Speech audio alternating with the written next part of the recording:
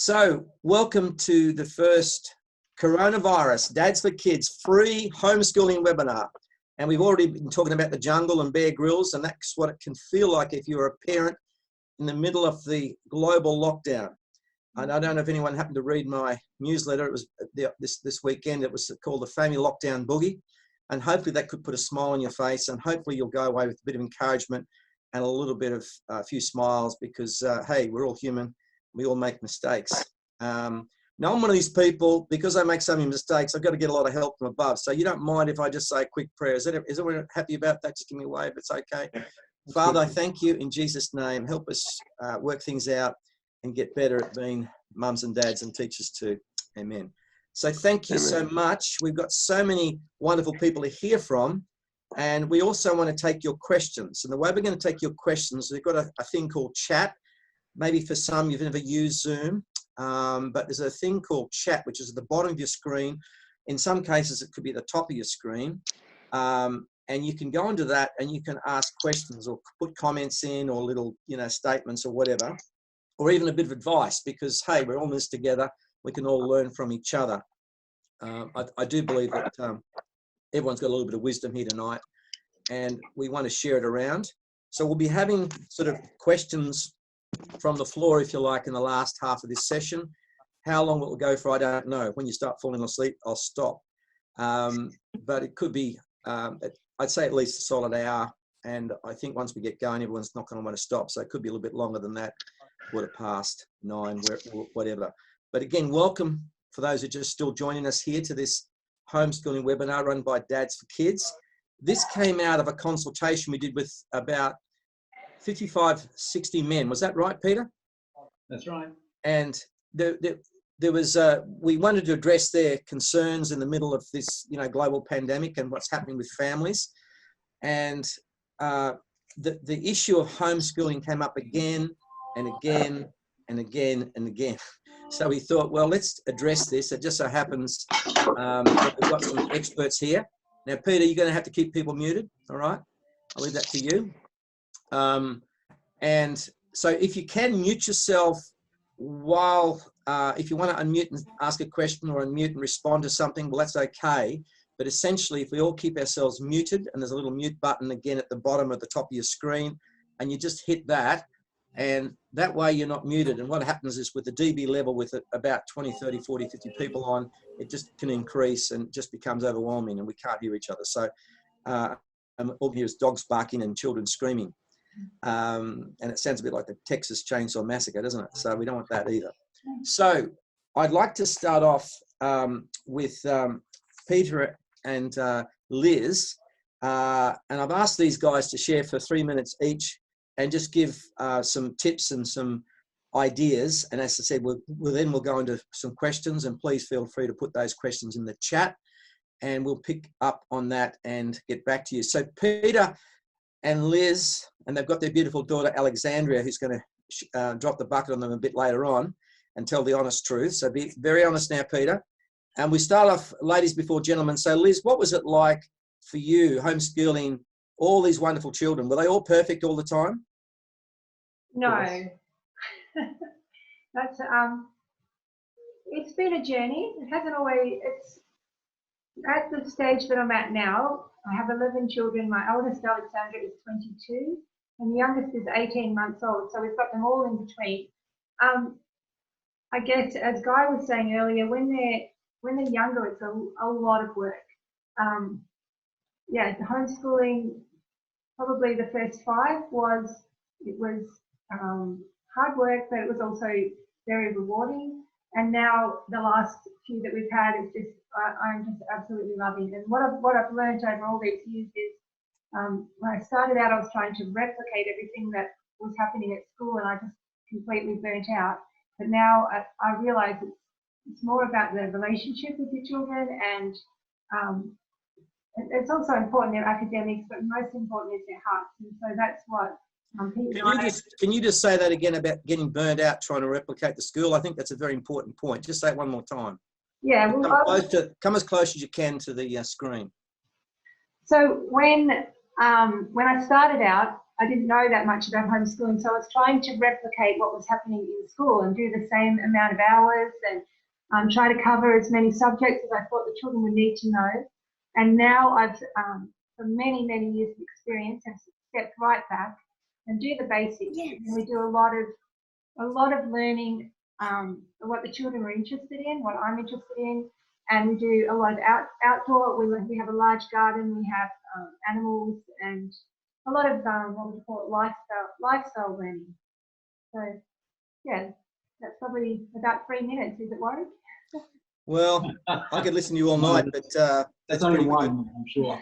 I just think we've had a bit of discussion amongst ourselves with my wife, who's a teacher as well as professional teacher. And the one thing that we came up with, Peter, and you might comment about this, and Liz, is that the worst thing you can do is try to emulate what happens at school and put yourself by that yardstick, because you'll always fail.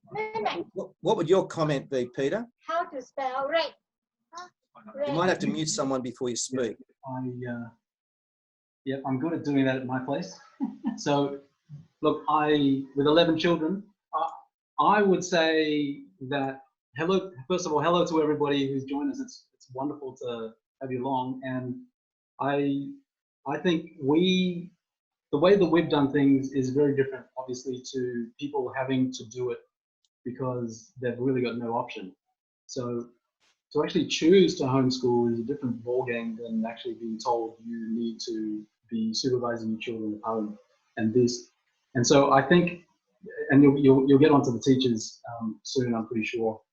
But already just hearing from Jeff there's a lot of pressure. And I think what Lizzie was saying is, trying to reproduce school at home and trying to think that you actually have to become a teacher to do that places an enormous amount of pressure on you and on us. And so we've always had this philosophy, and we heard it in homeschool networks, that life is a classroom and that we're all learning, and we're actually all learning together. And that does take a lot of pressure off. And that's been a good thing for us a good philosophy for us to have. And so we're all in this together, we work together. And I think the relationships, as Lizzie said, is very important right now, to be concentrating on those and to focus on those. And I remember, the other thing that I think that is really important is concentrating on character. And that actually starts with mum and dad working on their own character.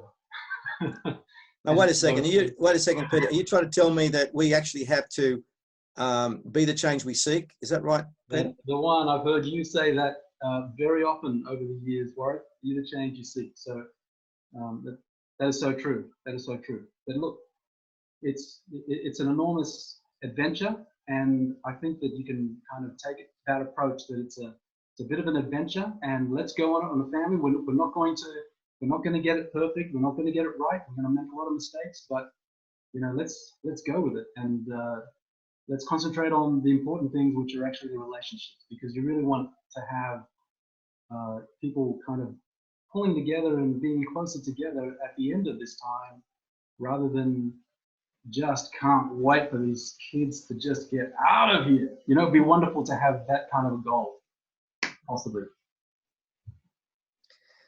Well, that's fantastic, Peter, and we might come back to you and Liz with some more wisdom. Now we're going to hear from two fantastic teachers. So they're professional teachers with 38 years of experience teaching. Over to you, Matthew and Shannon. Who wants to go first? Okay, well, thanks, Warwick. That introduction. I'm not sure that we're classify ourselves as expert teachers, but thanks for the opportunity to share some thoughts. We're down here in Victoria in Warrnambool, and we've been into term 2 now for we're into our 3rd week. It's been a big learning curve. So we're parents and teachers. Shannon and I are both teachers. So it's been pretty interesting. It's been a challenge, but we're learning lots. Now, wait a second. Now, we thought that you knew everything, right? Right. I've told these people a number of emails that you guys are experts. Now, what you're trying to tell us, listen, everybody, what you're trying to tell us is that you, as teachers who've got teaching as a profession have struggled this last few weeks. Correct. Yeah, I know it's hard to believe, but It is hard to believe. Yeah, it's been a real good couple of weeks. A couple of things, and we'll be fairly brief. We don't want to be too long, but some things like I'm a PE teacher, so I'm really encouraging physical exercise. Our girls are on their screens, all day, and we're on their screens all day. So I'd advise that as many opportunities as you can, get your kids and yourself some physical exercise. But yeah, Shannon, if you want to share a couple of thoughts as well. Just before we go, Shannon, on this physical exercise, yes, would you suggest, as a teacher and as now a parent teacher, homeschooling teacher, that the physical exercise helps the teaching process? Yes. Yeah. Explain why. Explain why. Do you mean as a teacher it helps? Well, I think that all these parents need to know that actually getting them out for a run around the house gets some of that, especially the boys, the energy, correct?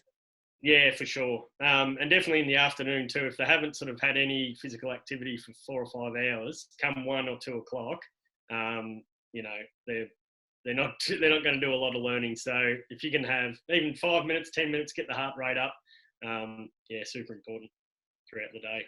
Yep. Fantastic, Matthew. Shannon. Well, it's a great way for the kids to reset their circuits, I suppose, too. Doing a bit of exercise gets the endorphins flowing. And it really does have a calming effect because they sort of can come back in refreshed, sort of looking at things from a new view. Tell us about these endorphins, and come a bit closer to the microphone, Shannon. I think everyone needs to know about these beautiful thing called endorphins. Well, that would probably be the extent of my knowledge, what I've just said. But I noticed the difference, definitely teaching boys when I'm in the classroom, the difference of when I've, told them to go out for 2 minutes, run around the tree for 3 minutes and come back. I don't know, it just seems to have a bit of a calming effect. Gets those, You can focus. Yeah, they can. Well, I suppose it brings them back to focus in a way. Mm. Yeah. I spend more of my time teaching rather than separating students. I suppose one of the things I have learnt too, it's probably our poor children, we're parents and teachers, and so I think one of the biggest things for us was shifting our expectations when we were teaching from home. I suppose shifting expectations of our students that we were teaching, but especially our children, because it doesn't run like a timetable when you're in a classroom. And so I think once we shifted our expectations to something that was a little bit more realistic, because everything, they're doing the firsts of everything. They're doing the firsts of online, they're doing the firsts of not having that social interaction so much. And I remember someone saying in my first year of teaching, you'll plan, a year's worth, and if you get through a third of it, that's terrific. Like, give yourself a pat on the back. And so I think as both parents and teachers, we've been saying to the kids, your success this term isn't going to be grades, but it's, persevering and being resilient and things like that. And I think it's a real opportunity to really just be praising the kids too. Like, we really need to be pumping their tires, because this is hard. Like, I suppose as adults, we tend to have a few more things in our tool belt, how to manage things or how to manage stress, or we can kind of see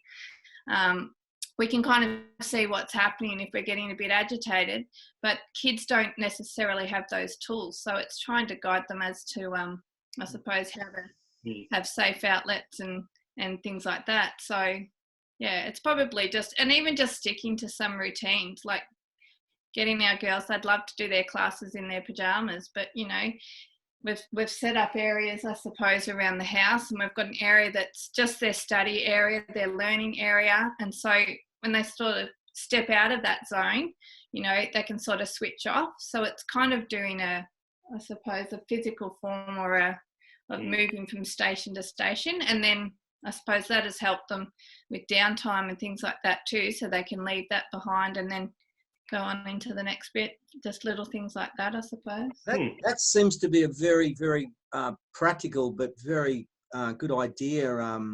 I might come back to that, but that idea of having a area where that's a learning area, inverted commas, and can you tell us more about that and why you think that works? And when they step out of that, they consider, if you like, they're into civies. Is this right? Am I getting the picture correct? Yeah. Do you want to talk about that? Yeah, well, I think, and us as teachers too, and I think people working from home, a lot of you guys tonight might be working from home as well, and you might find the same thing if you just sort of get up and, still in your sort of pajamas and stuff, and you're not in that work mode, just to be out, even sort of put your uniform on and get dressed up a bit and have that space where you can get in that workspace. Same with the kids, have that station, that area, that room where they can work, and then move off during their break times. I think it's important. Yeah. Yeah, that seems to be like a very, very, very smart little idea and takeaway from tonight. Anything else you guys want to say?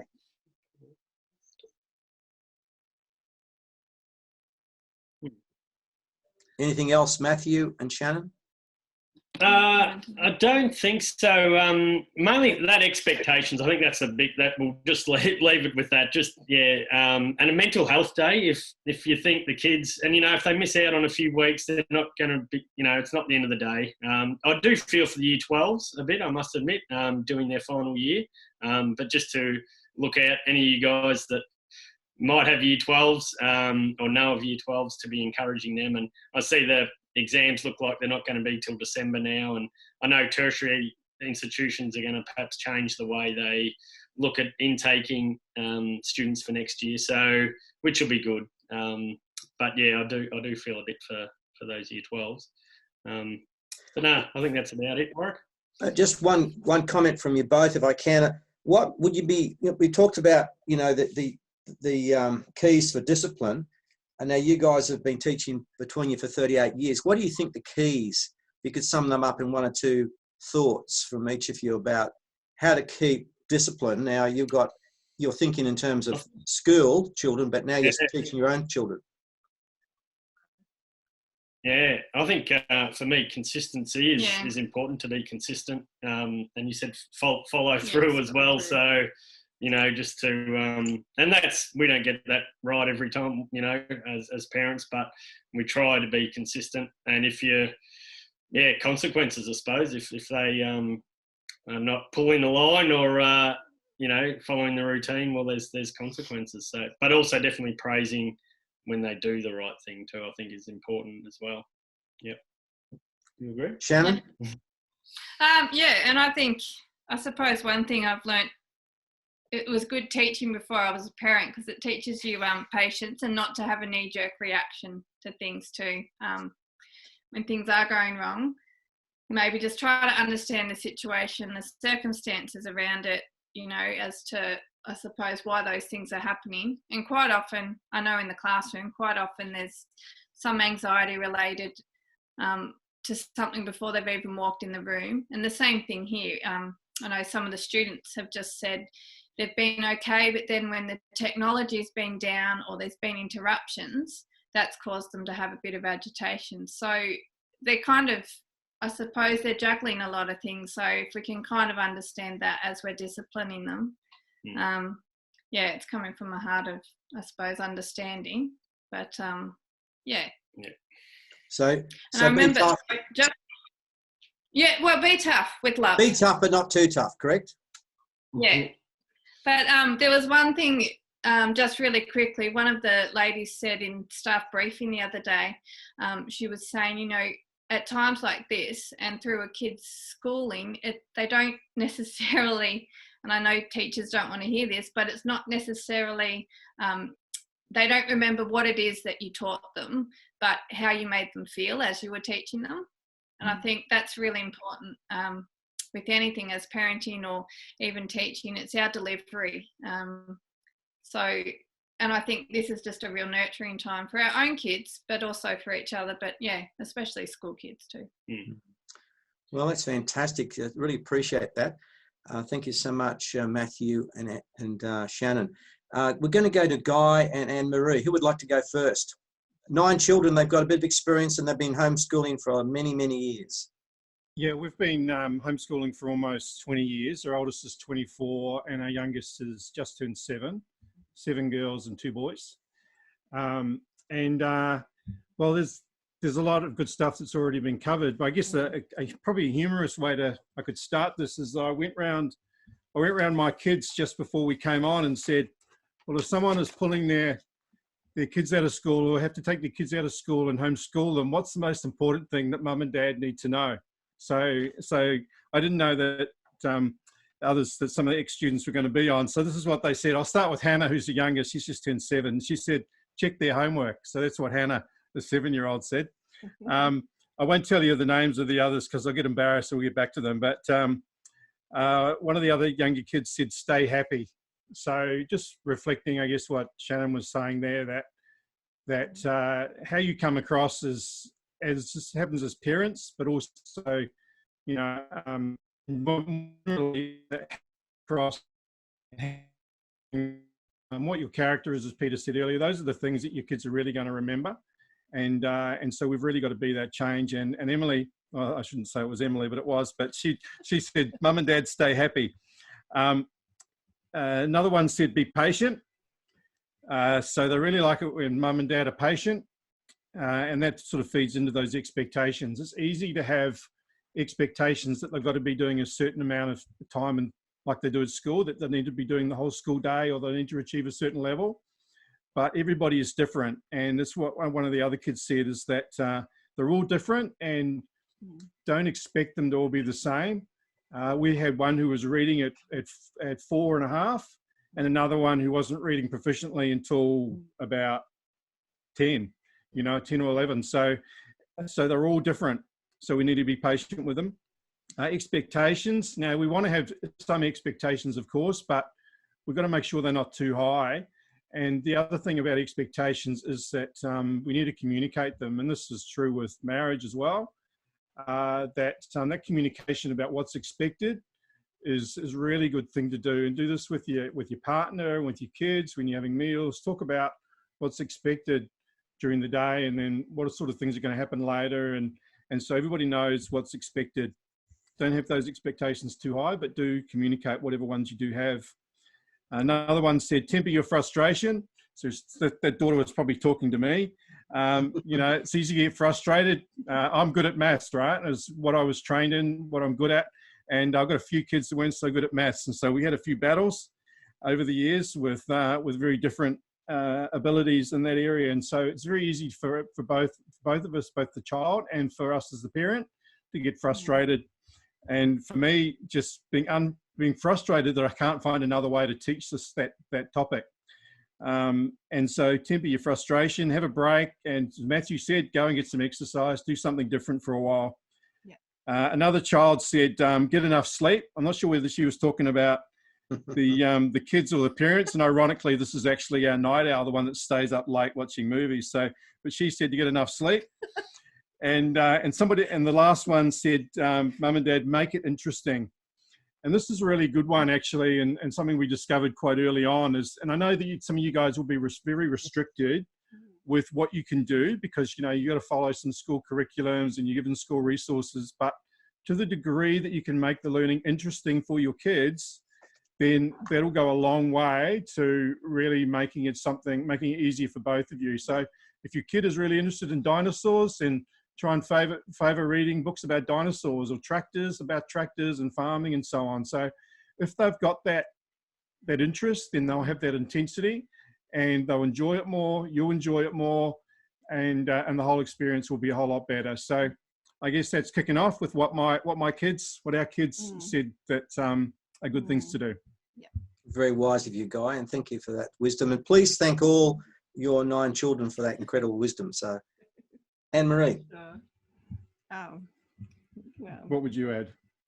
I would just say, especially be mindful. We talked about, I think Matthew talked about the giving them exercise and, you know, chances to run off some energy. That's so important.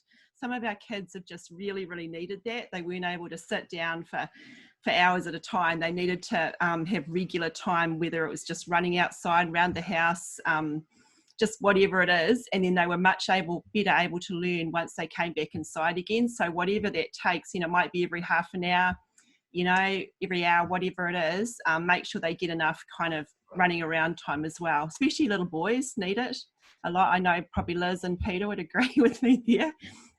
Definitely, especially little boys, but a lot of the little girls as well. So something to keep in mind. Yeah. Well, thank you so much, Anne-Marie. Anything else you guys want to say?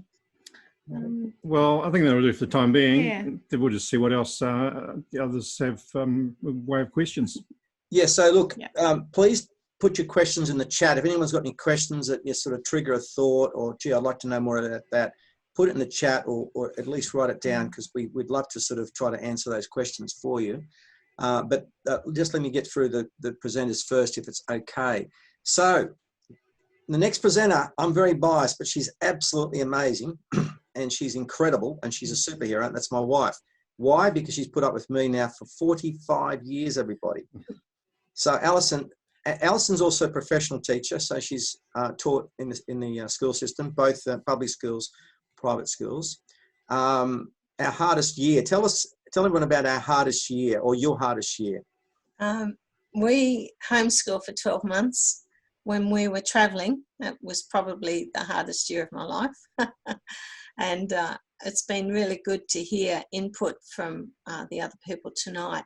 One of the problems I found I was teaching 3 children. I had four, but 3 of them were schooling. And 2 of the biggest problems are the children are all different. Some of them perform well. Some of them love homeschooling, and others just seem to hate it. They almost need a classroom full of children to bring out the best in them. And it's not the children that you think it's going to be. It turns out to be sort of polar opposite to if you were asked to predict which child would be good at homeschooling. It wouldn't be the one you'd expect. And the other thing is that if you have more than one child, you're doing different grades.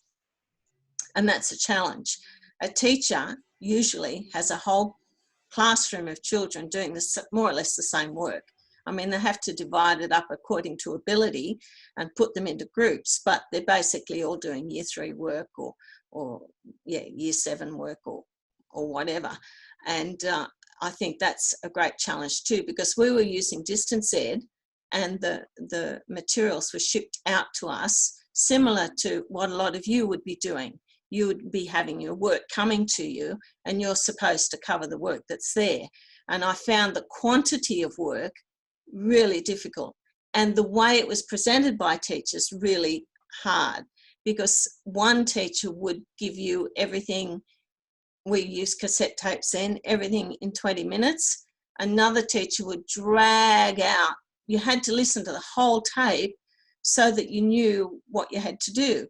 And so there wasn't a consistency from the teachers. And that's probably a very good suggestion for schools, actually, that they try to get some consistency in what's got to come through.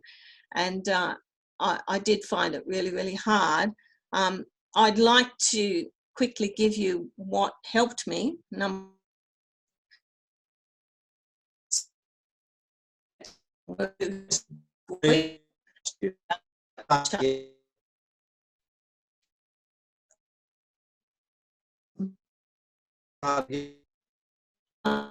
Have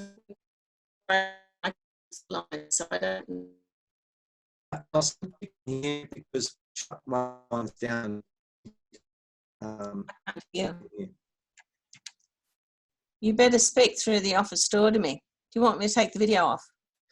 No, come in here, honey, because it seems like our system is having the same problem Peter's system had last night with the dad's course, and we had too much energy coming through. Is that right, Peter? Too much, as in too much, not enough bandwidth. I think you're just looking for an excuse to get close to your wife. How did you know? So where was I? Did everyone miss out on that? Yeah, just say those last 2 sentences again. The amount of work that had to be done, some teachers gave Too it much. quickly. Yeah, got that, yeah. And so just getting through that quantity. And I mentioned before that each job was different. How I got around it, we planned our trip around our schoolwork. We would work from 10 a.m. to 2 a.m. and 2 p.m. 2 p.m. I suggest that if you're doing more than 4 hours of schoolwork a day, you should really look at it, because when you think about it realistically, in a classroom, in the school, a child does not get done much more than 4 hours work a day. They're playing, they're moving around the classroom, there's distribution of materials. If you can get 4 hours of schoolwork out of a kid, you're doing really well. And the other thing is that I really just concentrated on getting the basics done. So we did art and music and science and geography as we went, but I just tried to get the reading, the maths and just those subjects, because this is not going to go on forever. We homeschool for 12 months. Those people who choose to do homeschooling, yeah, they're in it for the long haul. But a lot of us, probably most of us here, are just doing it because we have to do it. If you love it, you could continue doing it forever. Go for it. But if you're on this call because you find it frustrating, it's not going to be forever. So as some of the other contributors have said today, make it enjoyable. So just hit the subjects that are academically got to be covered. The school should be covering and repeating all of that and revising everything, particularly after the lockdown. They're going to be revising all their work because they don't know who's got it and who hasn't. So be easy on yourself. Don't beat yourself up. Look at whatever the science and the music is and make up your own stuff for that. And just try and cover your basics and really, as they've said, enjoy your time with your children. Jeff Boundy. Unmute yourself.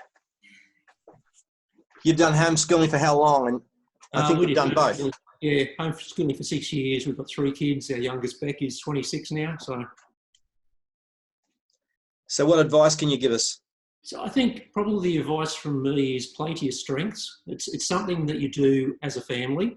And, you know, Christine, my wife, was good at the arts, the crafts, the English and that sort of thing. I was strong on the maths. So we played to that. So we worked in it together, did the things together. But also the other thing as well that we found is that don't be afraid where you've got more than one kid. The older kids can help the younger kids as well. Where you probably don't understand how they do maths now, they know because they've just gone through it. So use the other kids, use the rest of the family to help in that education. But Jeff, isn't that cheating? No, I don't think so. I think it gives you a break as well, but it also creates a greater connection between the family, because then what happens is our 3 kids are best friends, and they say it openly that they're the best friends that they've got. True. So use that. And, you know, the other thing, you know, a few people have already said about, you know, getting them outside and those sort of things. You can use that as a reward to say, once you finish this, then we'll go out and kick the ball. Then we'll go out and run around the yard or whatever sort of thing. So use that as a motivation to get them through some hard times or get them through a subject or something like that, to then allow them to get some energy out, to then come back in refreshed and ready to go again. So what do you think of that, Katie Marsh? Is that good advice? You have to unmute and tell us, you know. Yeah, look, that's really good, Jeff. And so we may as well hear from Beck. You know, what was it really like being homeschooled? Was it horrific and torture? Or tell us about it. No, it wasn't. No, I mean, I think. Yeah, so I started homeschooling in grade 3. So I did some primary school, did kind of the middle years as homeschool, and then went back to school in grade 10 and finished out back in school. So my journey was kind of a little bit all over the place. But for me, it was actually really like amazing journey, I think, because being quite young, starting out, again, it was a choice for mum and dad to pull us out of school and put us into the homeschooling format. So I understand for a lot of people here, it's different, like you're kind of forced into it. It's not a choice.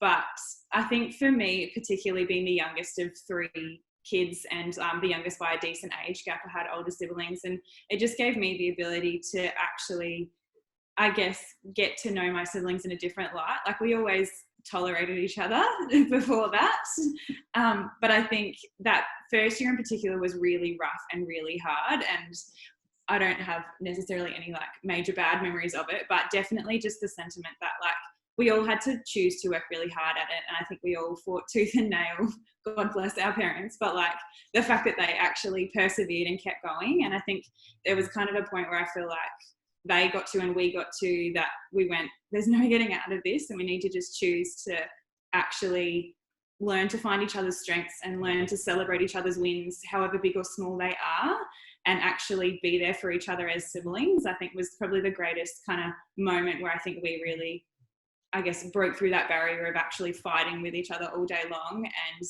getting in each other's way, and like my brother being the noisy one and annoying us and all that kind of stuff while we're trying to focus and concentrate and whatever else. But I think finding each other's strengths and then them finding like my points of weakness and actually letting them help me, finding, you know, for Dad, so for me, maths was a weak point starting out, but, you know, having Dad there at home at night to sit down with me for what started out hours on end, to go back to the basics and re-explain all of the basics so I could actually understand it. And for me as well, having parents that took the time to find how I learned and find my strengths. And for me, I'm very like practical and visual and creatively inclined. So having both of their input to find things either out in the yard or to find physical things to actually explain it to me so I could tangibly understand, I think was the greatest gift as well, to actually put me in a position of strength in learning, where for me now I can visualize things in my head and I can do it all in my head now, but that's been a learned skill because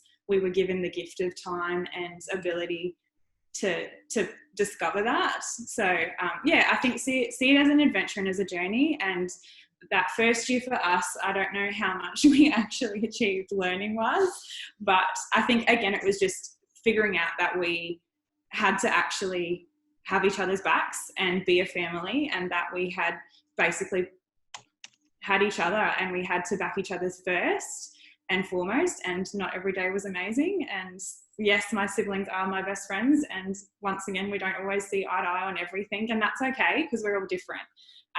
But again, just cultivating, I think, again, for us, making sure that family was the core and that we all, you know, encourage each other on our learning journey. And we're all at very different stages of that, and they finished school well before I did as well, being with the age gap. But again, I think, you know, them just continually teaching, and we all taught each other along the way, really. It just became a bit of a family family homeschool rather than us being individuals. We all kind of did it together.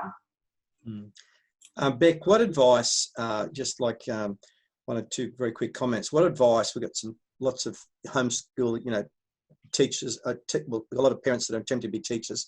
What advice would you give them from a point of view of a student in a homeschooling situation? Just quickly. Yeah, I think again, just finding their strengths and celebrating those. And you know, I guess this is a real gift of time that everyone's been given to actually discover maybe new facets of your kids that you don't get to see while they're at school. So yeah, I mean, choose to enjoy the journey of discovering that and learning alongside them, because it's, and I guess as well, understanding that this is a lot of change, and it's everyone has to be quite adaptable, and there's no right and wrong. Like every school system is different. What every school is asking you guys to do as parents and students is different. So, you know, be guided by what they're telling you to do. But again, don't be afraid to just take the time and actually enjoy it. Like, let this be something that you look back on and go, what a great gift of time we were given to spend the time with our kids and to understand what they do in a day at school, or how they learn, or to find their strengths and weaknesses. So again, going back to that sentiment that we've already discussed of like, just choose to enjoy the time you get to spend with your kids, because I think that was the greatest thing for us, particularly in that first year of going. We actually had to get to that point of going, hey, we need to enjoy each other's company, because at the moment we spend all day, every day together. So fantastic. And we might come back to your mum later on, if it's okay, Jeff. It's Christine, isn't it? Thanks so much, Christine. Yep. can we go to, and then we'll go to questions. Can we go to Alexandria, who is now 23 or 22? Is it Alexandria? Yeah, I'm 22. And what was it? What advice? What advice could you give these wonderful parents that are attempting to homeschool for the very first time from the point of view of a child? Yeah, well, definitely the biggest thing I would say, like what a lot of people have been saying already, definitely like relationship is the most important thing. So I definitely know that things would run smoother with just my headspace in terms of what I was trying to do in the day or any of that back when I was doing school, just when, I felt heard and like really important to my parents and could see that they were together as well. Yeah, and I think that's really important. And just like with a lot of people have said, like there's so much wisdom tonight, just stepping back and realizing that ultimately that's what's important, and it doesn't really matter, like yes, there are things that need to be done, but at the end of the day, like a few months of schooling compared to a lifetime of relationships that you're going to have with your family, much more important and much more valuable, I'd say. Yeah. A lifetime of relationship is more important than a few months of schooling, correct? In terms of like getting everything done to the letter, yeah.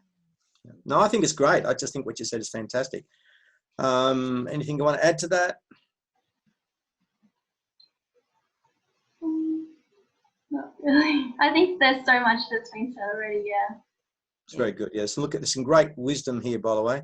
I'm learning myself, so hey, you can teach an old dog new tricks. Hopefully I can learn this.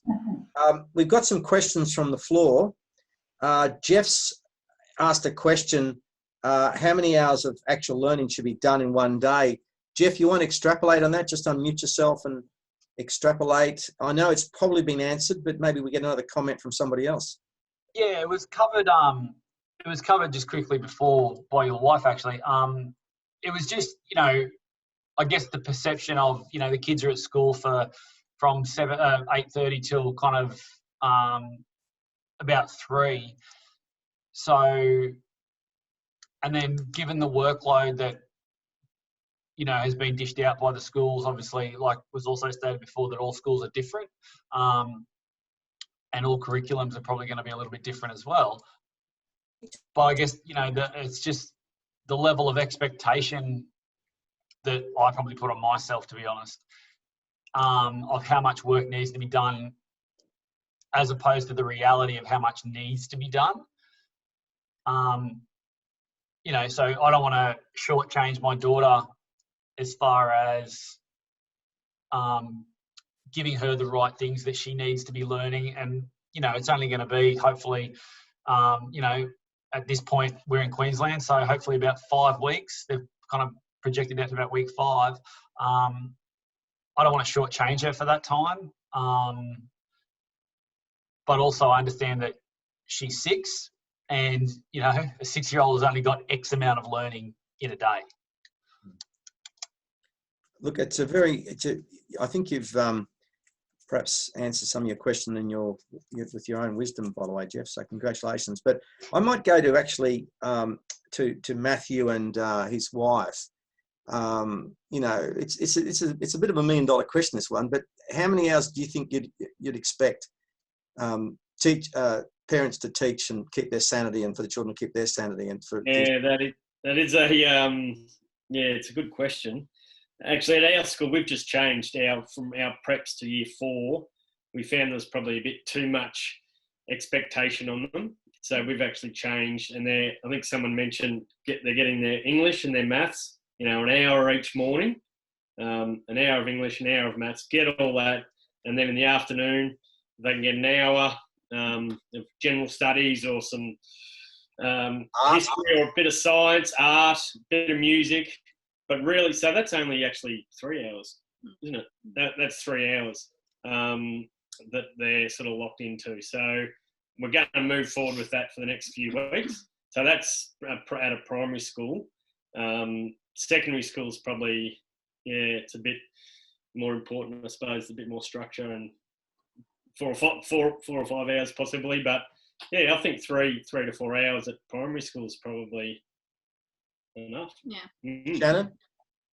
I was just reminded of an article that I read, and like most things, I only read half of it, but it was written by a New Zealand teacher, and I'm not sure if it was after the shootings or if it was after the earthquake, but obviously their school had a term off, and she was just writing just to encourage people that, look, it's not the end of the world if your child, well, she was talking about has even a whole term off, like learning wise, you know, there's other life skills that they're going to pick up as well. So I think you need to gauge each child how much they're coping with too, because it is a balance. You want them to still enjoy learning, but also too, you don't want it to be something that's going to create anxiety or make them feel overwhelmed. So I like the idea of just the core subjects and doing that. And there's other ways that you can get kids to do stuff, like even just do cooking with them, and that could be a bit of maths or something, you know, doing the ingredients or things like that. There's, in a way, it forces us to be a little bit more creative, and I think that's sort of sometimes more valuable and just as important for kids to be doing, and especially at age 6 too. That's, you know, that's a beautiful little age, but yeah, I think you just have to gauge what your kids are like too. Yeah, Jeff, I think the fact that you care so much, I mean, I think that you care about this, and, you know, you're asking these questions. I just think shows a lot of love, and you know, so congratulations, mate, you know. Yeah, thanks. That's right. Like I just don't want to. I don't want to be the one stuffing up for her. That's all. And I understand she's 6, so there's a lot of time for her to catch up. But I just don't want to drop the ball, to be honest.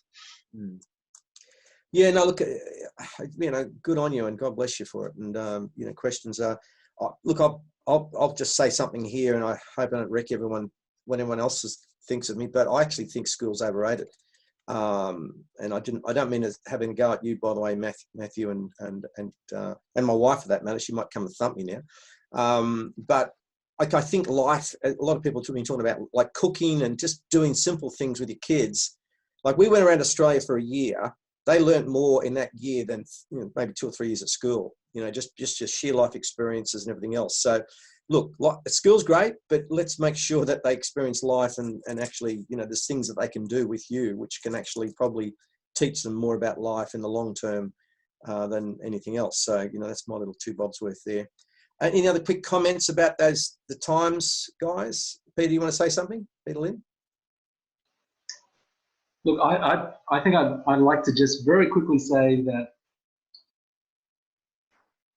I heard some top educators tell me that when it's all boiled down, one of the best things you can do is just read to your children things you're interested in. Like if you just did that, you'd be engaging in incredible conversations. They'd be learning about all sorts of stuff, and like even just that would just be fantastic. You'd be developing relationship. You would be engaging in interesting subjects about things that you're actually passionate and interested in. The other thing that I wanted to say is we know some people who their son couldn't read at 11, finally found something that he wanted to actually know about, and is now to this day a veterinary surgeon. So I don't think, you know, there's a little bit of a false thing that you're going to impede your children. You know, one of the biggest things I think that you can impede your children with is placing too much expectation on yourself and too much expectation on them, which kind of can crush their natural learning, you know, love of learning and love of new things and love of finding out some things and discovering and stuff like that. So I reckon just this is a wonderful opportunity. It's like a gift. Exactly, I agree with Beth was saying. It's a gift that's been given where you can just take a step back and just kind of have a think about how can you make this time feel really special for your children. And concentrating things that are actually going to last longer than the 5 weeks. So that at the end of that time, or however long it is, you know, you can kind of look back and go, wow, but actually, you know, we had a lot of fun. We engaged our children. We really enjoyed this time together. That's what I would say. Wow, thanks so much, Peter. Primby, Carolyn's to everybody, any tips on managing preschoolers? Primby, you want to put that question to the floor? Just unmute yourself and tell us. Primby, Carolyn. Hi, Warwick. Can you hear me? We can hear you. Oh, hi, Warwick. And Dominic's here too. Oh, video, okay. Yeah, so thanks for having this session. We've got 3 school children in grades year 3, 2 and 1. So they need hands-on kind of help accessing the assignments online. Dad's at work, so it's just me at home. Only problems, I've got 4 little ones, age 4, 3, nearly 2 and about 5 months. And they normally have meltdowns when I'm helping the older children. So any tips on how to kind of control them, entertain them while helping the older ones? I've got a funny feeling you need a circus there, Primby. Any comments from these experienced homeschoolers or anyone else for that matter? Wisdom, please help me. No comments. Just crazy people. Can I just say something here that I think, Primby, the heading off even from what Peter said about less emphasis on content, and somebody else has mentioned also about sharing the ages and the groups, and if the year 1 is doing writing, maybe the 4-year-old, this is time for your school, so to speak, or whatever you want to call it. But at 4-year-olds, they like to be doing what the older one was doing, and then allocate time, the timetable or visual schedule of some sort. This is when mummy is working with Mary, and this is when mummy is working with Jack, and while mummy's working with Jack, Mary's going to be doing this, just for some of those other ones sharing it, but also sharing age and grade content as much as possible. I think you're actually doing it from like a mainstream curriculum, so you've perhaps got to have certain requirements, makes it perhaps a bit trickier. But again, any understanding teacher that comes back and your kids just love to learn, they'll be celebrating you anyway, because they're all ready to roll as the normal school routine sets in. Sylvia's done homeschooling, and so she's pretty clued up on this sort of stuff as well. But just it's a very good question. How do you actually keep the young, like you're teaching the older children, and how do you actually keep the younger ones from right? Anyone help me there? Guy and Anne-Marie, can you say something? Yeah, so this is a situation that we were in many years ago. So I was working in the city, in a corporate job, and Anne-Marie was at home and doing most, if not all, of the homeschooling back then. And so this comes to one of the other questions as well. What if there's sort of one of you which is doing, most of it?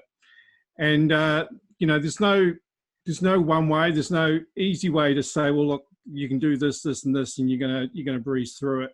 The reality is that it's tough when you've got a lot of young ones, and even your oldest one isn't all that old. So, so I guess the first thing is don't be too hard on yourself. Even when you have days which are just complete write-offs, and you don't feel like you got anything done.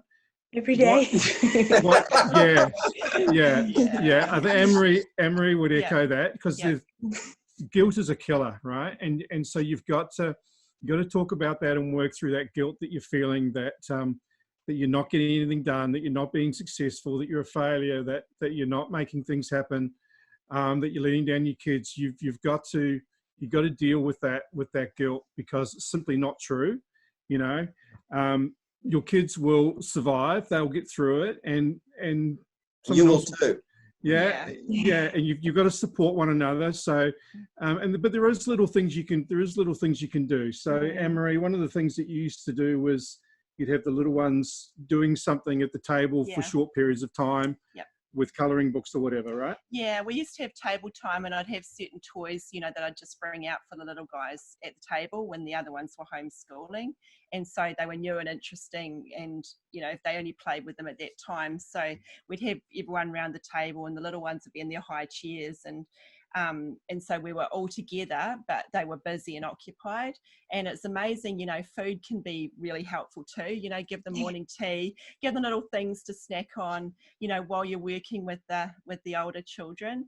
That can last for certain amounts of time, depending on how your day's going and how the kids are going, though. Sometimes some days are just a write-off.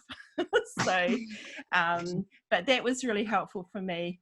And another thing is you could wait until nap time, when the little ones are asleep during the day. If some of them nap, then that can be a good time to just do a few, some schooling with the older ones. Just be flexible with your timetable. Yeah. And another thing is, even when Dad gets home, I don't know what time you get home from work, but you may be able to do something with one or two of your children at that time. So it doesn't always have to be the morning. It can be flexible.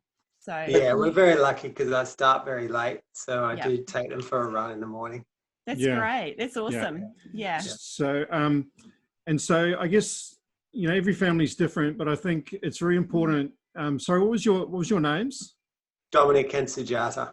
Okay, Dominic and Sujata. So Dominic, if I can speak to you, dad to dad. So I guess one of the really important things is to really back your wife up.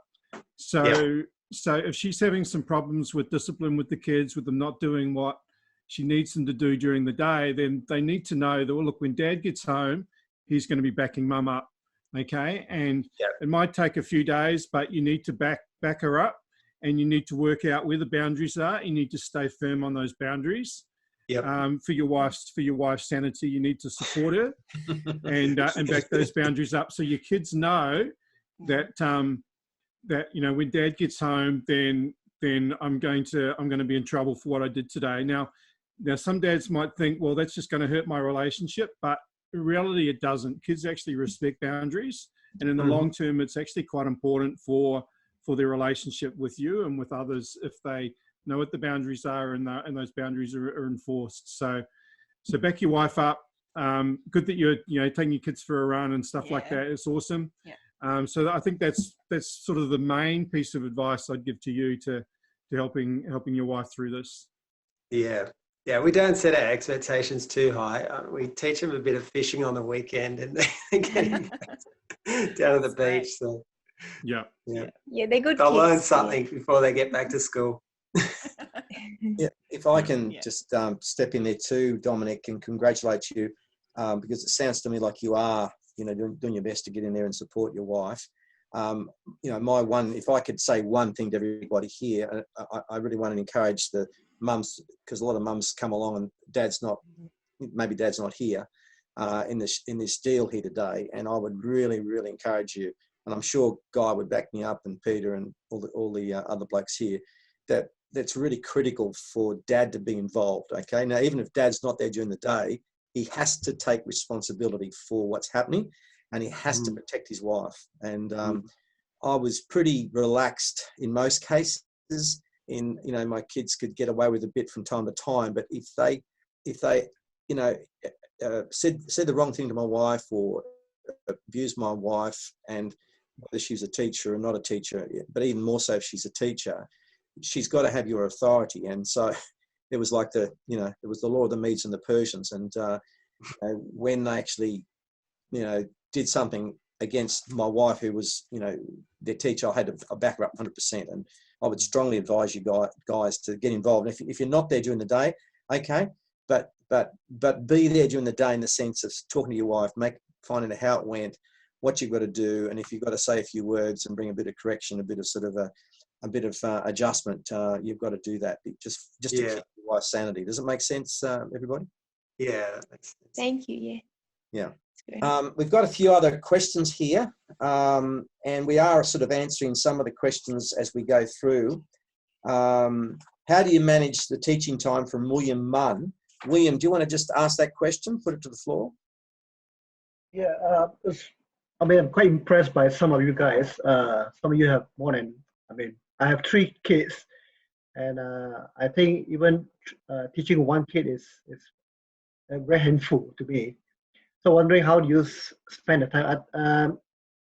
I think Jeff has actually answered some of the, give some insight into it. Just wondering how does the rest do?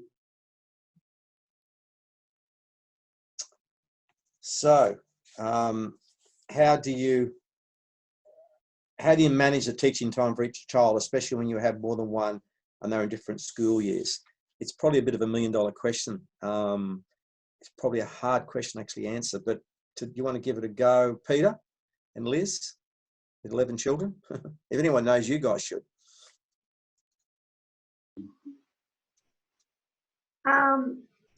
I think, I don't know, but I think most of the secondary school children would probably be able to be doing their own schooling.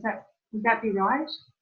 Some of the parents there, can you give me a nod if they can do it themselves, get onto it online? So I have three primary school children who are in grade 3, grade 1 and grade prep. And so I work with them individually, and then I get the older children to come in and teach them maybe the music or other classes. But yeah, generally I find if I can break them up and do them individually, I can manage that for that are in primary school. Yeah, what do you think? I think Lizzie does a great job.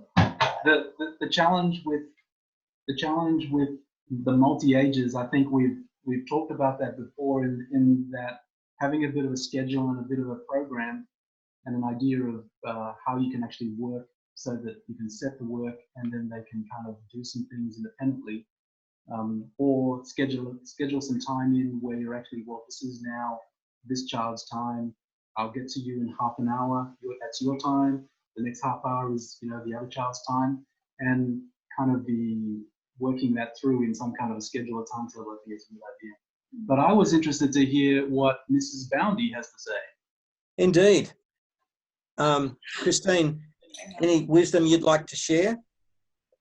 Well, Beth just had a really good point then, so I'll let her share that first. So just on that, I think, again, the beauty of the current format we have, and if, they are blessed to have siblings, I think the best thing that they can learn right now is to collaborate with each other and learn from each other, because that will set them up for their careers in the workforce and uni and whatever that might be in the future. And as well, maybe a lot of you are working from home or come from various kind of industries and jobs. And I think if you think of the perspective of the collaboration that you have to have in those environments and the different kind of people, ages, skill levels that you have to work with, and how would you apply that in your job?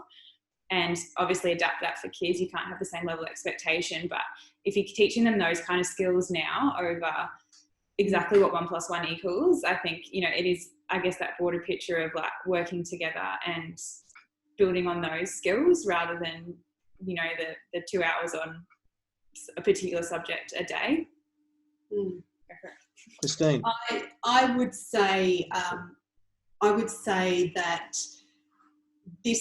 so our homeschooling time is different to some of you because it's been forced upon you.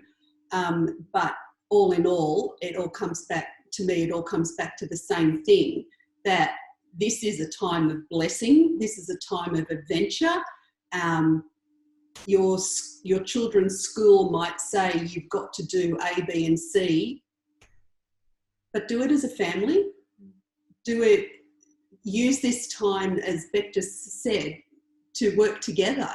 As parents, you will see your children's strengths and weaknesses, and we encouraged all 3 of our kids to actually work together. Well, they actually did that themselves, and I would just stand back and go, oh, wow, this is awesome. And just being blessed as the parent, watching your children work together and as someone else said, reading to your children, especially the little ones. Read and read and read. The rest will all just happen later, because once they get engrossed in books and that time that you are spending with them reading, you just don't know what base that is creating in each one of your children. And enjoy this time, people. It's great to be together as a family. Most of the time. Yeah, most of the time. I think some people are still in a state of shock, Christine, but nonetheless, I agree with you. William, have we helped a bit? Is it made it a little bit helpful? Okay, is that helpful, Dominic? Very helpful. Thank you. Very helpful. No, we picked up a lot of good tips today. I'll keep feeding them more. Are there any questions in that chat that we haven't answered yet? Anybody feel they haven't got answered? I'd like to get, look, we probably will have to stop reasonably soon. Belinda Newman, you've made a comment about homeschooling for 3 years. I like what you've said, quality, not quantity. Do you want to just to share, Belinda? Just have to unmute. Yeah. I don't really want to. No. I was just happy to listen. Can you hear me? Yeah, we can hear you beautifully. But I think what your point, you said that it's not quantity, it's quality. It's a simple thought, but it's a powerful one. Just explain that. Yeah. So, well, I guess it's pretty self-explanatory. I have a very high energy 7-year-old daughter, a 9-year-old son who just wants to be out on the farm, not really interested to be at the desk. So I do have to aim for quality. So today, I've got a 1.5-year-old baby as well. The last few days, we've done most of our schooling outside in our cubby house area with my baby on the swings, my daughter climbing up the tree house, and the other one on the lookout of the tree house, and doing spelling lessons from there. Art and everything on Friday. We do Fun Friday. And that was on the swings with my baby swinging over the top of the art table. And in amongst that, I would quiz them on spelling, for example, or, quizzing them on maths and things. It's not actually going page by page in the school book, but picking out things. And today, my 9-year-old, who hasn't been able to spell sight words, off the top of his head, he's not interested in putting sentences together. Suddenly today, when we're out and he's hanging washing with me while my daughter is doing schoolwork on the pavement, and my baby is zooming around on the motorbike, on his little push bike, he's hanging the washing with me, and suddenly he could spell the sight words that he should have known in prep. He can read, he's very intelligent, he can do all sorts of stuff, but his brain will shut down, or sometimes I think he pretends he doesn't know. But I took him away from the desk and away from the paper, and suddenly he's a uni student as far as his achievements go. So I was interested in just giving tips to say, Dominic and your wife earlier, I don't have 6 children. I'm not an expert, but my children thrive in being outside. And I think we underestimate what the younger children can learn. So my 7-year-old daughter, she can be, she'll zoom through her schoolwork and I'll let her go play with her dolls. And she will answer my 9-year-old's spelling quiz or whatever subject we're on, not even looking. She'll be behind a little wall playing with her dolls, and she'll answer the questions I'm trying to quiz my son. So you underestimate how much they pick up and how much they can actually handle an older level of work. So a lot of the time, instead of focusing on separate levels, I'll give them spelling tests together and sort of mash it up, grade 2 and grade 4. And they can actually help one another, and you'll find that your younger one is actually smarter than what you realise and can handle the higher level than what you think. You don't have to follow the textbook all the time. Belinda, you are an incredible fountain of wisdom, and let's give this woman a clap, a virtual clap. That's fantastic, Belinda. Thank you so much for sharing some of those wisdom.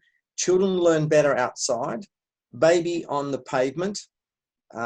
Mums, what about helping getting your children help with the washing? That could be problematic, perhaps, but eventually it'll work. Any other quick comments as we head towards a close? I think we've answered a lot of the questions, but anyone got something really burning they want to ask all these wonderful guests we've got here tonight? Just unmute yourself and ask.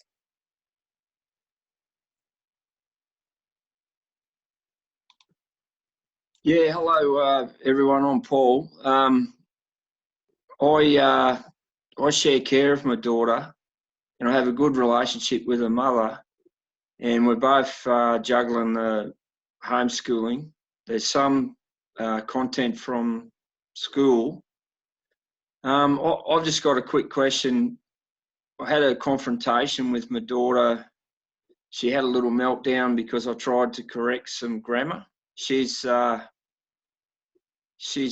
and I've listened to people talk about the delivery.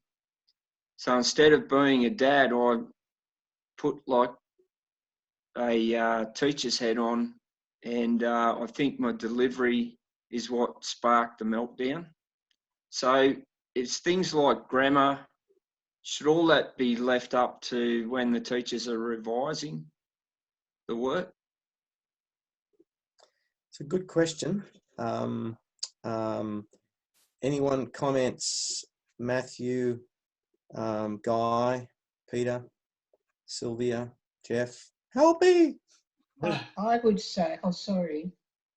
Go, There's Sylvia. teachers in school now, just from my experience at times doing some relief work in schools, and the teachers have to cover so much ground and so many sort of disruptions in the day that I found that correction was just something that they would have liked to have gotten at, but you couldn't handle what was needed to be done as much as you would like to do, because there was always the next movement, you know, to come and so on. And children seem to be, I'm just making, this was my observation, they seem to think as long as they got something on paper and handed in, it didn't matter if it got across, but don't expect them to correct it, because the teachers don't have the time to focus on some of those smaller things. It will come by exposure, maybe over a period of time, or that one-on-one time that the teacher might get with 1 or 2 children. So it depends on the child. If the child perceives that you're just picking on something that's not important to them, well, that will generate a poor attitude that might have that contention in the family. Thank you so much, Sylvia. Anyone else? One of the other, Peter or Can I just say, is it Paul, is it, that made that comment? Yeah. Yeah, thanks, Paul. Yeah, and again, well done for getting online and being involved. And congratulations. Yeah, that's awesome. But I hear you, because yeah, I've sort of tried that with my older daughter. And she sees me still as dad. She said, "No, Dad, you're not my teacher," sort of thing. And even though I teach at her school, but so I've just probably backed off a bit. But I think just be guided by how she's going, and if it's not working yet, I'd just don't beat yourself over the head about it. But yeah, do what you can. And Sylvia's right too. The teachers, we've got a lot on their plate, and you know they might get round to doing that as well. But yeah, no, you're doing a good job, mate. So keep going. The very fact that you're here tonight, Paul, speaks volumes, and I would bet on you that you're doing the best you can. And ultimately, you know, I think one of the messages, Peter, you want to sort of, we talked about this before, and one of the key things we both felt we had to get across is for parents not to be too hard on themselves. Is that right? Yeah, absolutely. I think that we would be horrified to find that we have to school our children in a certain way, and so, or become responsible for having them home. And I think actually having you know, just knowing that it's actually, especially the younger children, if you've got children that are younger than 12 and 13 and that are still needing a little bit of guidance, and you know, but still open, I think it's such an important thing just to see that this time is a time to enjoy enjoy them. And goodness me, am I right to say, Matt and Shan, look, if you don't get the work done, you know, are you going to be seriously hampering your children if you're having fun and enjoying the time together and you know, going with what they're interested in and, you know, just sharing and enjoying this time together? Is that going to hamper them in their education? No, it's not going to hamper them. And just quickly, I think it's a time of pruning. I was thinking of, you know, the grapevine, how it needs to be pruned. And I think at this time we're going through a pruning time. And, you know, it's might be a couple of weeks, it might be a couple of months. But I think come at the other end, the fruit that's going to come of this is going to be awesome. So we're cutting back on a lot of things, aren't we? And it's painful. It's you know, it's hard, but I think at the end of this, the fruit that's going to come of it will be pretty amazing. Yep.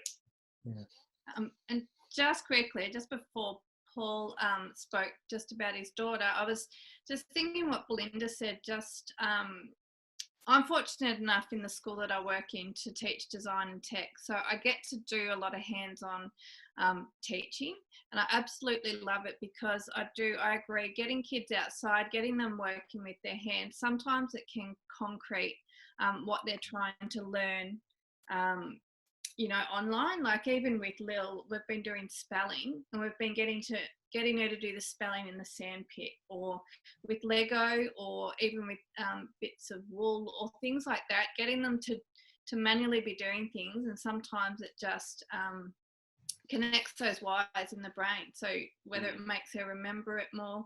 And I think that's one thing that kids do learn differently. Some are visual learners, some can hear things and do it straight away, some have to hear it, some have to do it, and some have to see it demonstrated too. And so you just really try to find a way. But I'm a big believer on doing classes outside. We did a class outside one time at school. We actually caught a snake. There was a snake in school ground, so I thought, well, let's just do a lesson out here. So, you know, but you know what? The snake actually worked for me. It remembers the lesson and remembers the content. And so you use whatever works, I think. And also to, there's another thing before, be transparent as a parent, but as a teacher too. Like, the thing is, if students, and if your kids see that, you know, you might have this grand plan with something and then it stuffs up, just be honest and go, look, this didn't go to plan. But also they see how you handle things as well, and that can have a calming influence, or that can rile them up. So I just think how we model, how we respond to things too, I think really has a huge impact on our kids. And look, I love teaching, but I would be happy to keep teaching online, because I've been able to find that inner child of me and get back to basics and just really have fun with learning and teaching. And look, that's been a great experience for us. And I know that that's not the case for a lot of people, because, you know, you've got other things to juggle, work and things like that. But yeah, I did hear a couple of people say, you know, make it fun. And, you know, at the end of the day, that's what your kids are going to look back. They're going to look back at this time and not think of all the things they've missed out on. They'll just remember those little things, like the fun things that you're doing as a family. And yeah, I think, I would say, so Warwick, I would say don't make it too fun, because otherwise they won't want to go back to school. So there we got it. Don't make it too much fun, but certainly make it as much fun as you possibly can, but not too much fun, because they won't want to go back to school. Look, I think what we might do, and I do appreciate everyone's comments, and I'm sure you've got a few more questions. We'll officially finish, but we'll stay on for a bit of a chat, if you call it a coffee without the real coffee, and have a quick chat for those who'd like to stay on. But on behalf of Dads4Kids, I just want to applaud you as mums and dads for coming along. Is that right, Peter Lynn? Absolutely. And we want to honour you. Peter's on our board, Dads4Kids board, and he can speak as a board member. We want to honour you because you care, right? You could be doing other things tonight, but you've come along and you want to engage and learn and grow, both as a parent and a teacher at this time. It's been thrust upon you, but you want to grow. And that's huge. And it takes a brave mum, a brave dad, and especially a brave dad to say, hey, I need help. I need a bit of some wisdom. And so, you know, and I'm really proud of all the dads that are here too. Don't get me wrong, ladies, but I'm just really proud for those dads that are here and you stepped up and said, hey, I'm going to learn, I'm going to be there and I'm going to support. And, you know, as I said to you before, it's so important for dads to get in there and be supportive and get involved in the teaching. So like Dominic takes his children for a run in the morning. And is that not teaching? That's part of the teaching role. And, you know, so he can flex his hours a bit and do that sort of thing. So guys, Paul, I better introduce our development manager for Dads4Kids. You got anything to tell us as we finish up? Because Paul's also he's married to a teacher, and so he understands the whole teaching profession. Any words of wisdom, Paul Lassig? It's a big call you've made for me, Warwick, that I understand my wife and her profession. But no, look, I'm just really impressed that people have wanted to get involved in this and open a conversation. I think there's some challenges to this time, but there's some upside as well. And I think it's great to see community express this way, and that the quality of people sharing tonight's just been fantastic. So well done.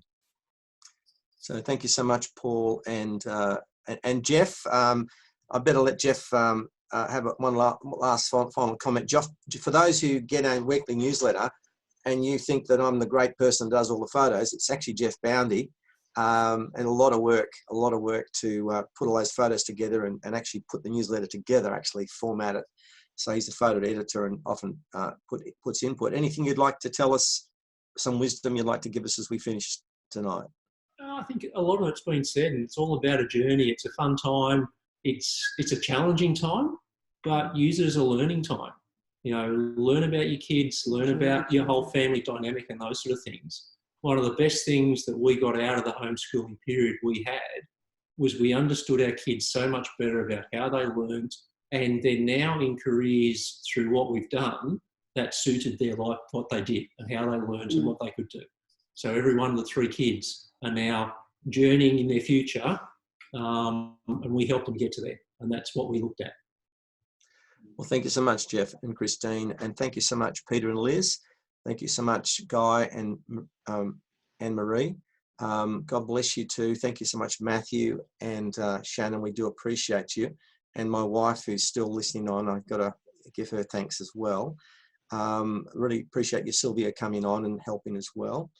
And also Alexandra, God bless you. And thank you so much, Beck, for your wisdom. And again, thank you for coming tonight.